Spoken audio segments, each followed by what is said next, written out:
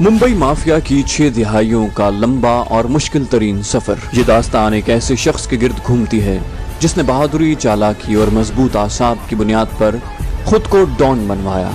कहानी की तरफ बढ़ने से पहले आपसे गुजारिश है कि चैनल को सब्सक्राइब कीजिए और वीडियो को लाइक कीजिए। आइए कहानी की तरफ चलते हैं।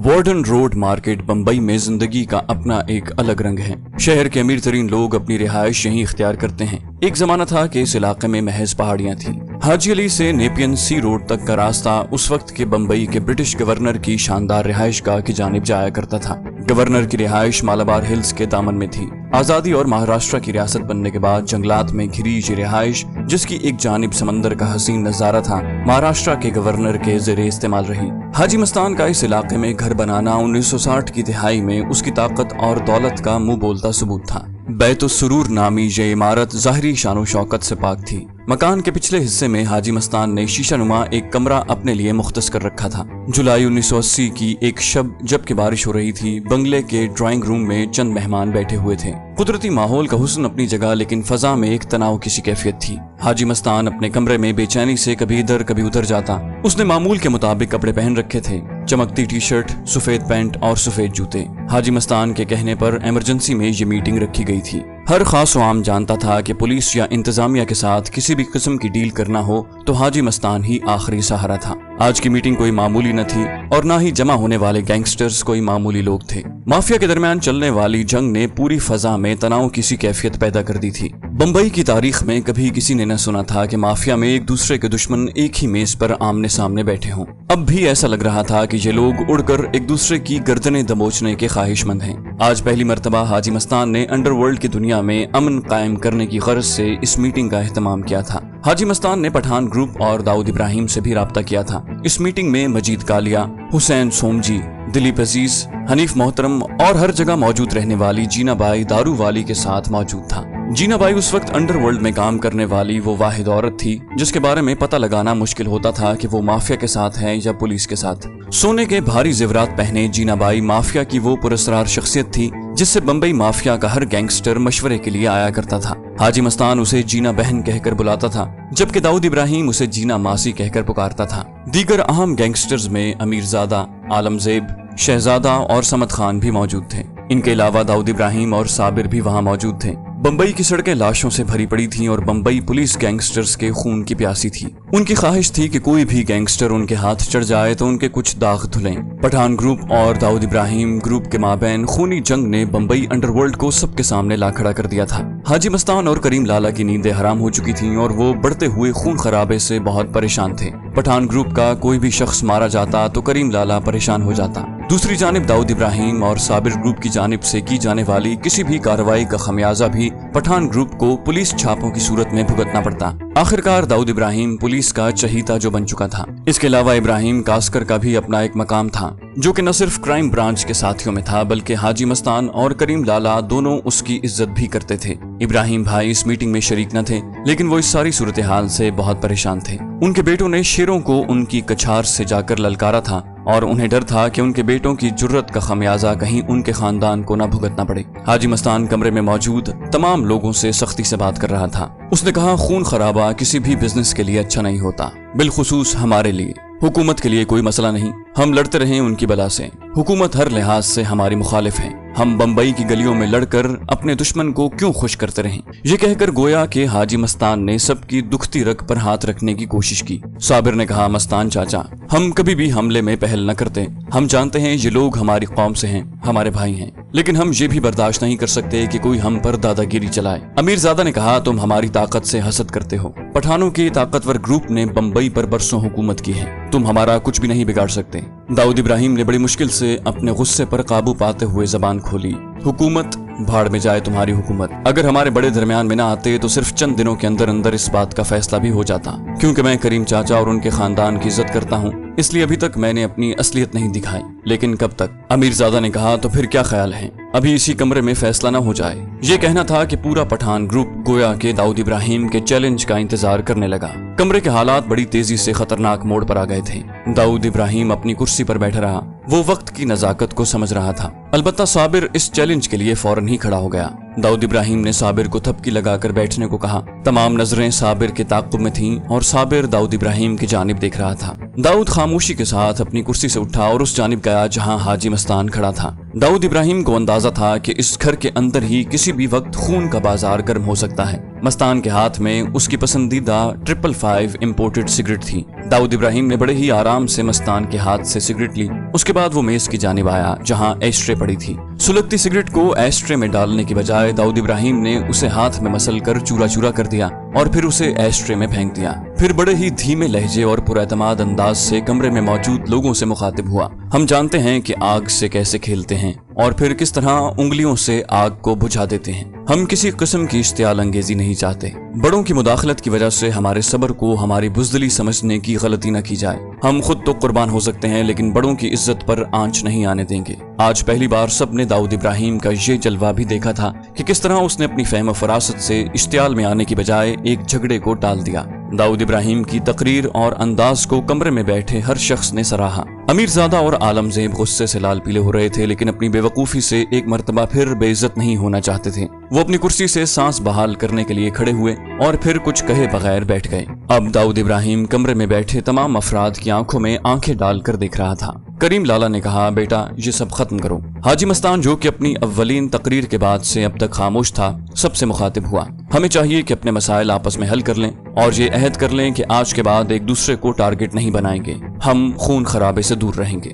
दाऊद इब्राहिम और साबिर ने रजामंदी में सर हिलाए। करीम लाला और हाजी मस्तान ने एक दूसरे को मुस्कुरा कर देखा। रहीम चाचा अपनी जगह से उठे और कहा, चलो हम सब कसम खाकर अहद करते हैं। दाऊद और साबिर ने सबसे पहले अहद के लिए रहीम चाचा के हाथ पर अपने हाथ रखे और उसके बाद वहां मौजूद तमाम अफराद ने अपना अपना हाथ रहीम चाचा के हाथ पर रखा। उन सब ने बाआवाज़ बुलंद ये कसम खाई कि आपस में अमन से रहेंगे और खून खराबे से बचेंगे। इस तरह हाजी मस्तान ये तारीखी अमन मुआहिदा कराने में कामयाब हुआ। इस मुआहिदे का मकसद था कि अब दाऊद इब्राहिम और पठान ग्रुपों में खूनी तसादुम न हो। इसके अलावा ये भी तय पाया कि शहर में सब लोग अपना अपना दायरा कार मुतय्यन कर लेंगे और फिर कोई किसी दूसरे के मामले में टांग नहीं अड़ाएगा। मुआहिदा तय पा जाने के बाद अब जश्न का वक्त था। इसके लिए कुछ ज़ियाफत का एहतमाम किया गया। उसके बाद कुछ हल्का फुल्का हंसी मजाक चलता रहा। ये मुआहिदा हाजी मस्तान की बहुत बड़ी कामयाबी थी। इस मुआहिदे के बाद करीम लाला और इब्राहिम भाई अपने लड़कों के महफूज मुस्तकबिल के बारे में अब कुछ मुतमईन हो गए थे। कमरे में मौजूद अमीरजादा और आलमजेब के लिए इस मुआहिदे का मतलब ये था कि अब बिला खौफ व खतर अपने मुखालिफिन से बदला चुका सकते थे,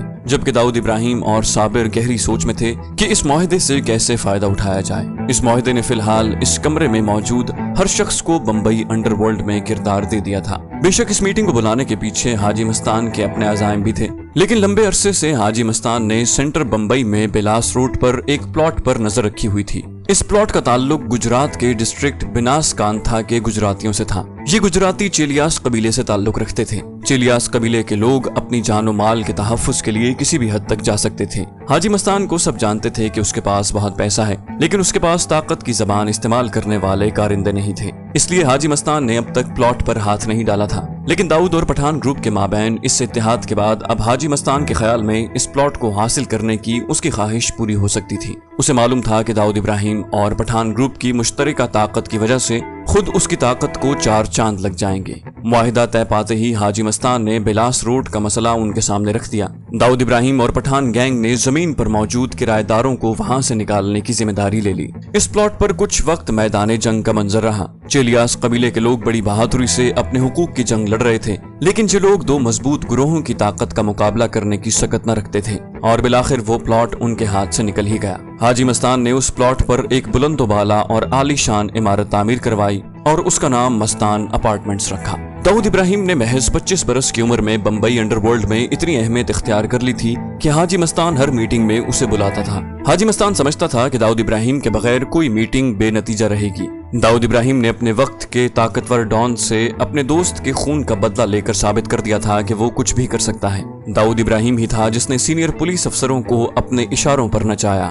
ये एक ऐसा काम था जो पठान ग्रुप अपनी तमाम तर दौलत और असर रसूख के बावजूद अब तक नहीं कर सका था। तहम अब पठान ग्रुप के साथ अमन मुआहिदा तय पा जाने के बाद दाऊद इब्राहिम को रोज बरोज की लड़ाई झगड़ों से छुटकारा मिल चुका था। वो समझता था कि कसम खाकर अहद करने के बाद अब किसी की हिम्मत नहीं कि अपने अहद को तोड़ने के बारे में सोच भी सके। दाऊद इब्राहिम अब पूरी तवज्जो कारोबार पर देना चाहता था। जल्द ही खालिद पहलवान के पट्ठों और दाऊद इब्राहिम के जहन की ताकत के मिलाप से उनके असासे बढ़ने लगे। बम्बई से दमान, इलेक्ट्रॉनिक्स की चीजों से लेकर सोने चांदी तक दाऊद इब्राहिम के ज़ेरे असर आते जा रहे थे। जल्द ही दाऊद इब्राहिम ने गुजरात की जानिब भी अपनी जड़ें मजबूत करना शुरू कर दी। दाऊद इब्राहिम की धाक बैठती गई और मगरबी साहिली पट्टी पर उसके कदम जमते चले गए। खालिद पहलवान बाशु दादा का दायां बाजू था और स्मगलिंग के कारोबार में काफी अरसे से काम कर रहा था। वो इस कारोबार की हर ऊंच नीच और हर गुर से वाकिफ था। उसने दाऊद इब्राहिम को ये गुर सिखाने में जरा बराबर कंजूसी से काम न लिया। इन तमाम कार्रवाइयों के दौरान उसने मुसाफिर खाने को न छोड़ा।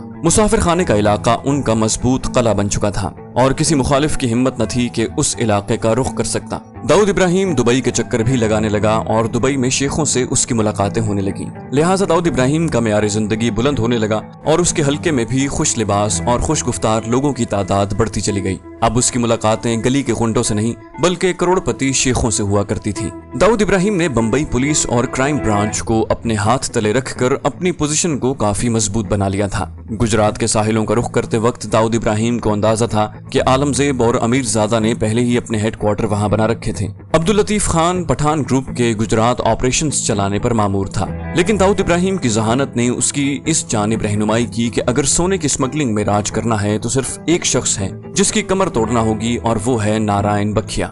बखिया हिंदुस्तान में सोने का सबसे बड़ा स्मगलर था। बखिया को रास्ते से हटाने में हाजी मस्तान जैसा मंझा हुआ स्मगलर भी अब तक कामयाब न हो सका था। जब बखिया और पठान ग्रुप को गुजरात में दाऊद इब्राहिम की स्मगलिंग की कार्रवाइयों का इल्म हुआ तो उन्होंने उसका बोरिया बिस्तर गोल करने की कोशिशें शुरू कर दी। लेकिन उस वक्त तक खालिद पहलवान की मदद से दाऊद इब्राहिम उस इलाके में इतना मजबूत हो चुका था कि ये लोग उसका कुछ बिगाड़ न सकते थे। दाऊद इब्राहिम ने अपने दायरा कार को मजीद बढ़ाने की गरज से अब साहिलों से बम्बई एयरपोर्ट का रुख किया। दुबई से सोना स्मगल करने की जो लाइन दाऊद ग्रुप ने बना रखी थी उसे कचरा पेटी लाइन कहते थे। दाऊद इब्राहिम के कारिंदे दुबई से बम्बई आने वाले जहाज में सवार हो जाते और सोने की टिक्कियां मिठाई के डिब्बों में इंतहाई एहतियात से बंद कर लेते। बम्बई में जहाज उतरने के बाद जैसे ही ये लोग एयरपोर्ट पर उतरते तो कस्टम वालों के पास पहुंचने से पहले ही वहां मौजूद खाकरोबों को आंख के इशारे से बता देते कि डिब्बों को कचरे के डिब्बों में डाल दें। इस तरह कचरे के साथ ये खाकरोब उनका सोना एयरपोर्ट से बाहर ले जाया करते और फिर सोना इंतजार में बाहर खड़े दाऊद इब्राहिम के कारिंदों के हवाले कर दिया जाता। इस काम के लिए खाकरोबों को हर मर्तबा खातिर खा रकम बतौर कमीशन दी जाती। ये तमाम काम इंतहाई मोहतात हिकमत अमली के साथ किया जा रहा था। लेकिन बदकिस्मती से एक मर्तबा एयरपोर्ट हुक्काम को किसी ने पहले ही से मुखबरी कर दी और चंद मिनटों के अंदर अंदर एयरपोर्ट को घेरे में ले लिया गया। एयरपोर्ट से 25 लाख मालियत के सोने की टिक्कियां बाजियाब कर ली गईं। इस मकसद के लिए कस्टम वालों को एयरपोर्ट पर ड्यूटी पर तैनात हर शख्स से तफ्तीश करना पड़ी। बिलाखिर जब सोना ले जाने वाले खाकरोबों को गिरफ्तार किया गया तो उन्होंने बताया कि उन्हें इस सिलसिले में कुछ ज्यादा मालूमात नहीं है, अलबत्ता सिर्फ इतना पता है कि एयरपोर्ट से बाहर सोना किसी दाऊद भाई नामी शख्स के कारिंदों के हवाले करना है। इसके फौरन बाद स्मगलिंग एक्ट के कानून के तहत दाऊद इब्राहिम को गिरफ्तार कर लिया गया। 1980 में ये पहली मर्तबा हुआ था कि किसी डॉन को कानूनी तौर पर पाबंदी से हासिल किया गया। लेकिन जैसे जैसे दाऊद इब्राहिम की दौलत और ताकत में इजाफा होता गया वो हुकूमती मशीनरी में भी अपना असर और रसूख बढ़ाता चला गया। इसलिए दाऊद इब्राहिम ने न सिर्फ गवाहों को खरीद लिया बल्कि कागजी कार्रवाई पर भी असर अंदाज हुआ और बिलाखिर 1983 में बाइज्जत बरी कर दिया गया। दाऊद इब्राहिम जेल से बाहर आने के बाद बम्बई माफिया में अपनी मजबूत पोजीशन से दस्तबरदार होने के लिए हरगिज तैयार न था। उसने माफिया को अपने वजूद का एहसास दिलाने की कोशिशें मजीद तेज कर दी। दाऊद इब्राहिम की मौजूदा कार्रवाइयों ने पठान ग्रुप समेत पूरी बम्बई माफिया को हिलाकर रख दिया। अब वो एक नए अंदाज से माफिया में लौटा था। वो हर शख्स की रग रग और कमजोरियों से आशना था। जल्द ही सोने की स्मगलिंग का एक अनोखा तरीका दाऊद इब्राहिम ने दरियाफ्त कर लिया। इस मर्तबा इंसानी जिस्म को सोने की स्मगलिंग के लिए इस्तेमाल किया गया। इस तरीके को गोदाम लाइन कहा जाने लगा। ये काम करने वाले मुसाफिरों को अच्छी खासी तरगीबात दी जाती जिसमें खातिर खा रकम के अलावा आने जाने का किराया और दुबई में एक हफ्ते का क़याम भी शामिल था। इसलिए दाऊद इब्राहिम को ऐसे लोग कतार दर कतार मिलने लगे और उसका बिजनेस दिन दुगनी रात चुगनी तरक्की करने लगा।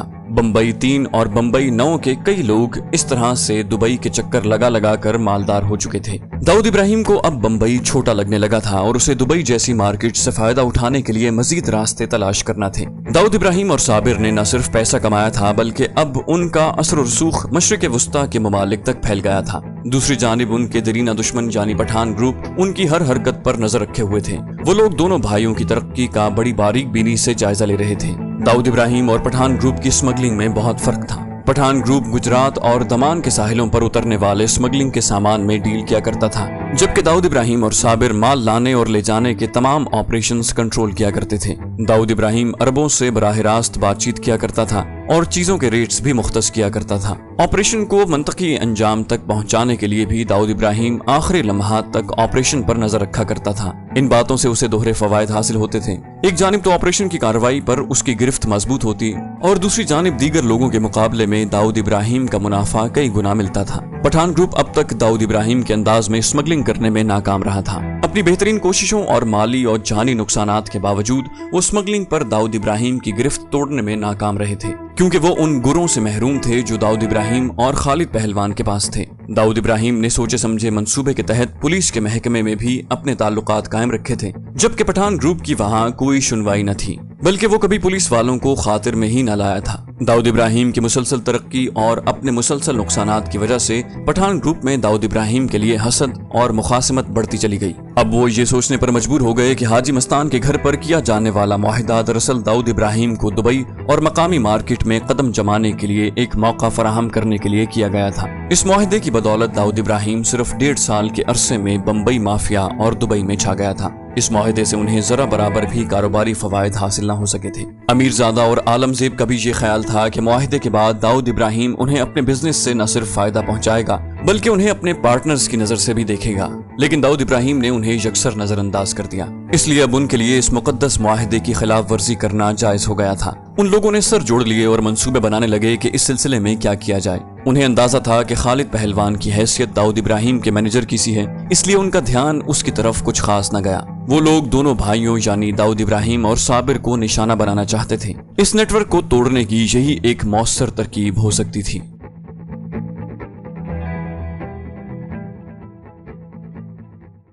तो दोस्तों, ये थी हमारी आज की एपिसोड। उम्मीद करते हैं आपको हमारी कहानी पसंद आई होगी। जाने से पहले इस वीडियो को लाइक कीजिए और शेयर करना मत भूलिए।